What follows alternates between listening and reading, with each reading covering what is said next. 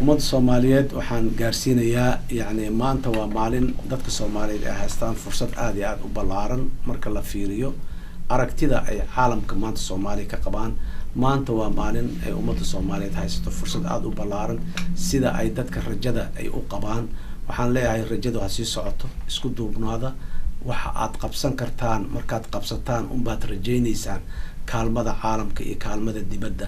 waqti iyaanu naga lumin, aan isku tashano wax aan qabsan karno aan qabsano. inta aan qabsanahay marka ay sii kororto oo ay sii badataba kaalmada caalamka aan helaynana way sii kordhaysaa, wayna sii badanaysaa.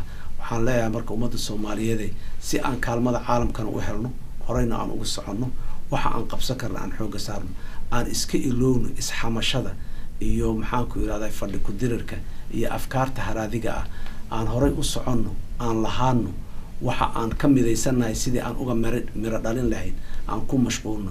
amni inaan helno iskuma khilaafsanin, dawlad inaan dhisano iskuma khilaafsanin, dalka inaan federaal ka dhigno iskuma khilaafsanin.